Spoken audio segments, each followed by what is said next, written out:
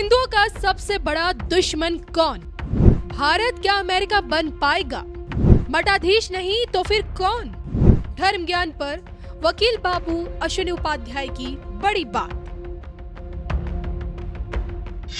America में एक आतंकवादी पकड़ा गया था, उसका नाम था डेविड कोलमैन हेडली। हमारे यहां भी आतंकवादी पकड़े जाते हैं, वहां भी पकड़ा गया। हमारे यहां वाले आतंकवादी कहते हैं हमने तो कुछ किया ही नहीं। अमेरिका वाले जैसे ही पकड़ा गया बोला हां जी हमने रेकी किया था। क्यों ऐसे खुद ही कबूल कर लिया? क्योंकि अमेरिका में रेकी करने की सजा 10 साल है और झूठ बोलने की 10 से 20 साल है। उसने एक्सेप्ट कर लिया मैंने रेकी किया तो उसको 10 साल सजा हुई। अगर वो कहता हमने रेकी नहीं किया, उसका narco polygraph brain mapping test होता, टेस्ट में कंफर्म हो जाता उसने रेकी किया, तो सजा कितनी मिलती उसको? तो बढ़िया सौदा क्या है? सच बोलना। तो सच मजबूरी में भी बोला जाए, ऐसी व्यवस्था होती है। शिक्षा में संस्कार हो तो सच बोलना ही बोलना है, लेकिन कानून का इतना खौफ हो कि मजबूरी में भी सच बोलना है। आपको सामाजिक समरसता टूट कैसे रही? मैं पिछले 10 वर्षों से जब 1 साल 2 साल 3 साल की बच्ची के साथ बलात्कार होता है तो मैं उस रेपिस्ट की बैकग्राउंड पता करता हूं।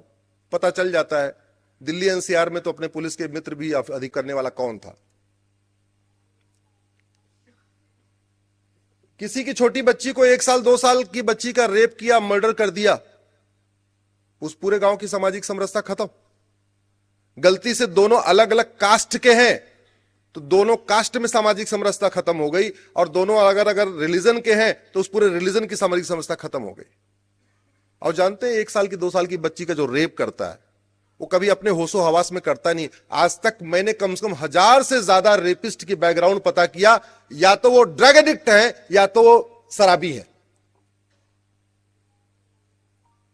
अदरवाइज 1 साल 2 साल की बच्ची का आदमी सामान्य व्यक्ति नहीं करता। तो बलात्कार के कारण सामाजिक समरसता टूटी, और बलात्कार का मूल कारण ड्रग, और ड्रग का मूल कारण घटिया कानून। क्योंकि यहां पे भारत में ड्रग का हमारा कानून महाघटिया है, और न्यायिक व्यवस्था इतनी सड़ी हुई है कि यहां 5-5 कुंटल हीरोइन मिल जाती है, 5-5 कुंटल गांजा मिल जाता है, उसके बाद भी जमानत मिल जाती है। तो भारत में जो सामाजिक समरसता टूटी हुई है, इसके लिए चारों स्तंभ जिम्मेदार है।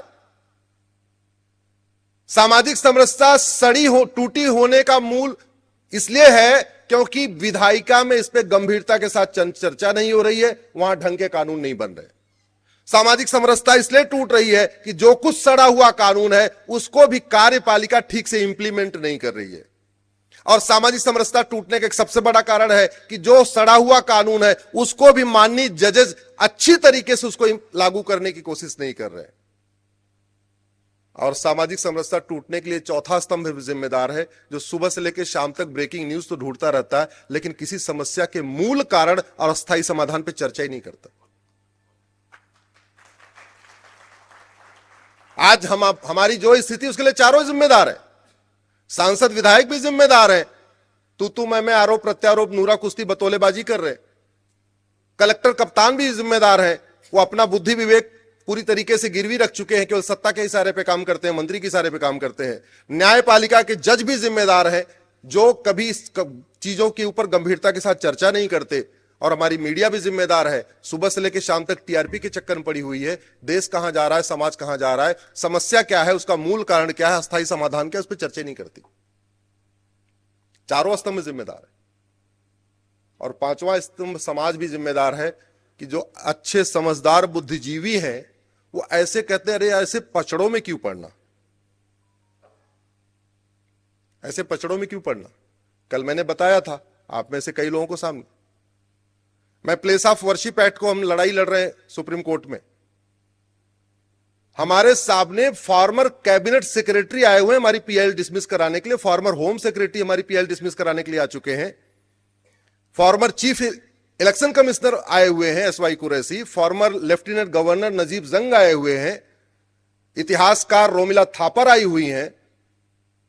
मतलब 20 से ज्यादा बड़े जर्नलिस्ट आए हुए हैं, 20-25 से ज्यादा बड़े सीनियर ब्यूरोक्रेट आए हुए हैं, कई जज आए हुए हैं, राज्यपाल आए हुए हैं, इंफॉर्मेशन कमिश्नर आए हुए हैं, इलेक्शन कमिश्नर आए हुए हैं, सब आ गए। लेकिन हमारी तरफ वालों को लगता अरे PIL फाइल करूं, मैं तो कलेक्टर रिटायर हुआ, मेरी इमेज खराब हो जाएगी, मैं तो कप्तान रिटायर हुआ, मैं कैसे जाऊं, मैं तो प्रोफेसर था, मैं तो वाइस चांसलर था, मैं तो फला था, मैं तो फला था, मैं जो भी है। उधर शर्म नहीं आती, हमारे वालों को शर्म आती है। तो चारों स्तंभ के साथ पांचवा स्तंभ भी कहीं कहीं जिम्मेदार है, जो खुल के चीजों को नहीं बोल रहा, जानता है फिर भी नहीं बोल रहा है। अरे हम कहते कुछ मत करो, सारे बुद्धिजीवी कम से कम फेसबुक पे 5,000 फ्रेंड बना के उस पर लिखो, तो समस्या लिखो, मूल कारण लिखो, समाधान लिखो, हो जाएगा, समाधान हो जाएगा।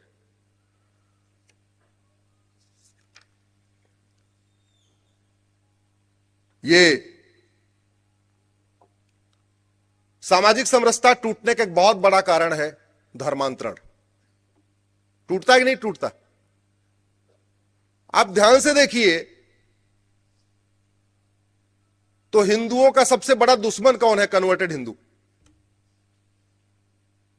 हिंदुओं का दुश्मन कौन है? जोर से बोलिए। आप आतंकवादियों की लिस्ट उठा लीजिए, क्या है वो? कन्वर्टेड हिंदू। अलगाववादियों की लिस्ट उठा लीजिए, क्या है वो? कन्वर्टेड हिंदू। कन्हैया तेली की हत्या किसने किया? कन्वर्टेड हिंदू। महाराष्ट्र में उमेश कोल्हे की हत्या किसने किया? कन्वर्टेड हिंदू।